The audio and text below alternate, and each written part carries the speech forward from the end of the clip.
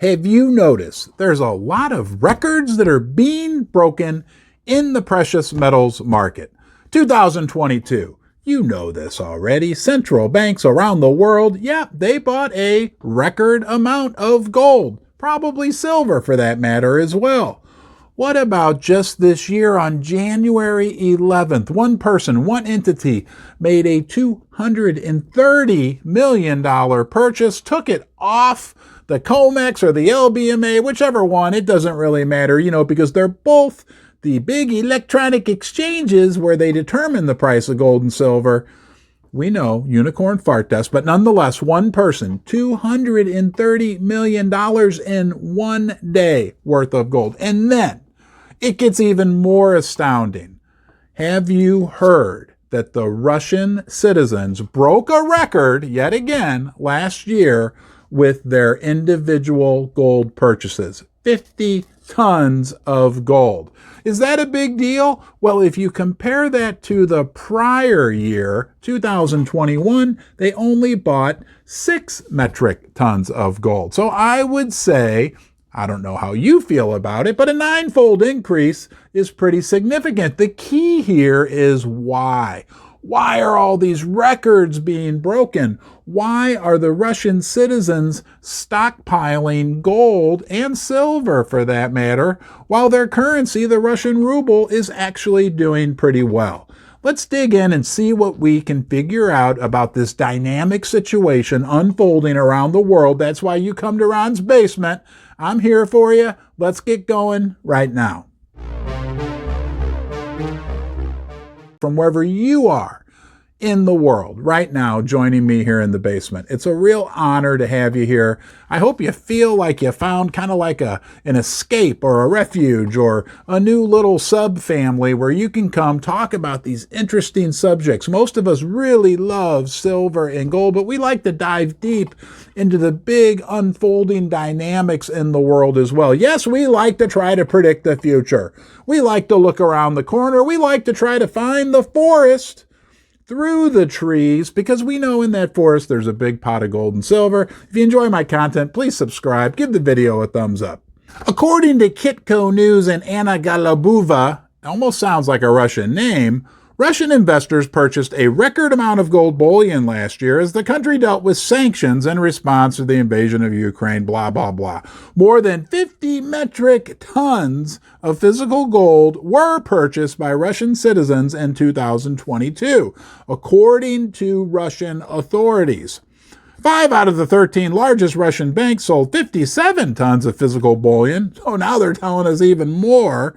This total already more than the 40 to 50 tons Russian finance ministry forecasted back in December. To put this new trend into perspective, Russian citizens bought under 6 tons of gold in 2021, so they bought like 9 times as much gold, according to the World Council data. Russia encouraged its citizens to buy gold last year with 2 significant changes to the tax code. They got rid of the value-added tax and knocked out some kind of income tax related to selling gold and silver. Earlier this year, local Russian banks even faced a shortage. Have you heard about that? There's shortages of precious metals? Well, the Russian banks had a shortage. They had a shortage of smaller troy-ounce gold bars, which are popular with retail investors. So the government encouraged the citizens to buy gold in Russia. They changed the tax code. What do you think about that? Isn't that just like the exact opposite? Is it just me? Or isn't that just the exact opposite of what goes on in the West, where our governments and our big media discourage people from holding physical gold and silver? And you know why that's the case, right? Because in 1971, President Nixon temporarily, it was all temporary, took the United States off the gold standard. Now, I was 1 year old that day, and I remember crying a little more than average. But nonetheless, when the United States went off the gold standard, it's like they divorced gold. And usually, like when people get divorced, they don't usually like each other anymore. And that's just exactly what has happened with the relationship between gold and the U.S. dollar over the last 50 plus years.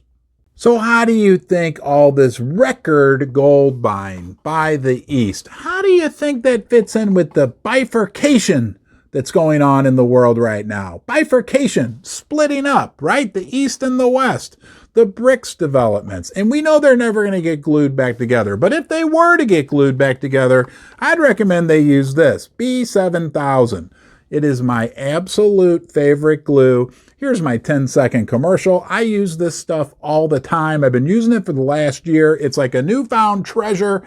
Check it out. Read about it. If it's something that might benefit you, you can help support Ron's Basement by buying some at the link below. Now, what it has to do with the bifurcation, and they're not going to get glued back together, is the fact that the Eastern countries are, yeah, you guessed it, they're putting much more emphasis, much more quality, much more weight onto real assets, including gold and silver. Heck, we're hearing about Russia and Iran working on a gold-backed stable coin they can use to trade back and forth, so they can get away from using even their own currencies, the ruble, the real, but especially the dollar. We know the BRICS are looking into a new reserve currency that'll be backed by real assets. And we know this really fits in with these record purchases of gold by the Russian citizenship. We know that Vladimir Putin himself has said he is establishing a new central clearinghouse, a new market for gold and silver in Moscow called the Moscow World Standard. It will compete directly with the LBMA in London and the COMEX here in the United States of America. In those two, they've had a stranglehold on the gold and silver price for decades. And Vladimir himself has said it's time for the end of all this imaginary, I don't think he used this word, but I'll go ahead and say it for him, unicorn fart dust that's going on in the big Western metals exchanges, and that a real price for the assets be determined. That's likely why they're encouraging their citizens to buy gold, to buy silver. It all makes perfect sense.